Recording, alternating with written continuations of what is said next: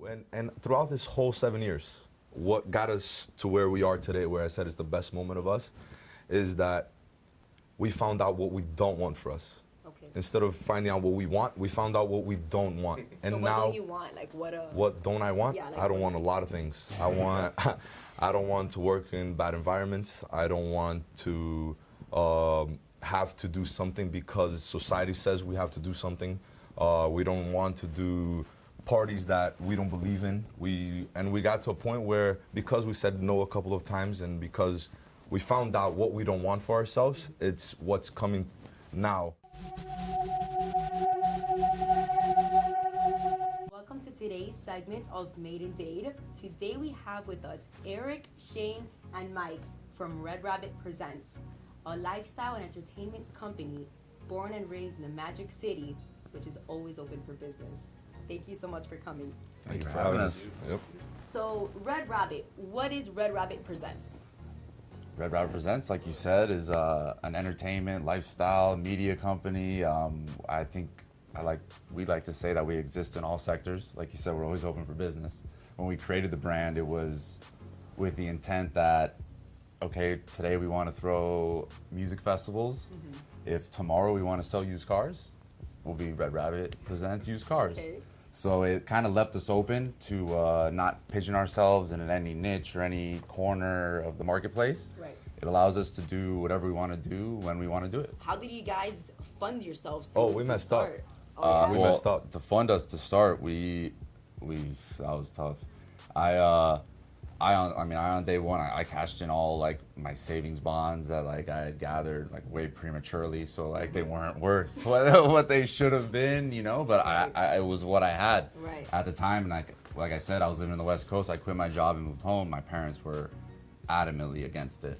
How can you just move out with no job? Like Exactly. No, they had thought I had found myself in LA because I had a great job with like okay. amazing room to grow, like promises from my bosses, like like you're gonna be the guy, like to take this over and stuff. But it was just that itch, like I want to do my own thing, like and I want to do my own thing because of what I learned at my previous job and what they had. I'd seen these young guys like doing their own thing, and I wanted to do mine. So I was like, oh, I got to do it. So when it came to the funding, when I got home, it was in such like bad energy with my parents about it that like I wasn't gonna think about asking them for anything. Right. Like that wasn't an option, So cashed in everything we had. Broke like, every single piggy we had. yeah, every piggy bank got broke. But and this is good for the record. It's been 7 years, and as far as Red Rabbit goes, we've never asked for $1 from anybody Oh, okay. for Red Rabbit. Like it was 7 years of making do with what we had. Okay. And if we didn't have the money for something, it was figuring out how to get as close to that something with the means that we had. If somebody's like thinking about starting their own brand, their own thing, what recommendations do you guys have for I them? believe that, we always have to be interested in different things. We always have to be making ourselves better. Because if I can't find somebody to do something for me, I'm going to do it myself, and I'm going to do it perfectly. It doesn't matter what it is. It doesn't matter if it's a business plan. It doesn't matter if it's a sponsorship meeting. It doesn't matter if it's a concert. It doesn't matter if it's an event. Whatever we're doing, we have to do it perfectly, because at the times, especially, we couldn't afford to mess up once. We started young, and we want to be young forever. And when we say we want to be young forever, we want to be next to the young ones. We want to make sure that they don't have to pay the tolls that we've paid. And if we can be an example or serve as something to the young ones trying to go for it, like, don't stop, keep going. The road is hard, we're gonna fail, we failed, but every single time we failed, we took it as a lesson. We picked right back up. And I believe that the reinventing yourself and starting is a must on the millennial age.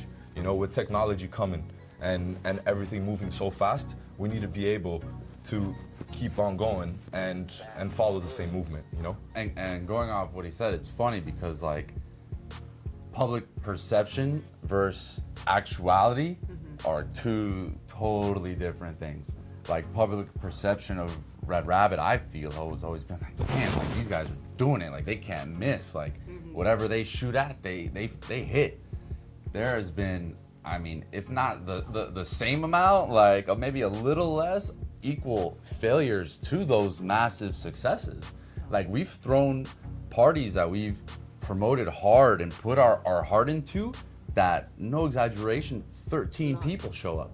13. 13. And we booked a DJ. And and we're paying, like, and we're losing our ass. Like we're like holy. But you know what? In those moments, we'd gather ourselves by the back bar and we'd say, hey, we ride this out. Monday morning, we're in the office at 9 a.m. and we're sitting down and we're talking about what went wrong and what we have to do to fix it. It was never like, oh, we just had a huge flop, let's pack it up, like, yo, this is done, like, we blew it. It never, that attitude never, ever, ever crept into the equation. Thank you guys so much for coming. Thank you again for having us. Awesome. Inspiring everything that you guys have gone through within these 7 years, how you guys got together, and the you know, your obstacles, like you threw a party with 13 people. So thank you so much.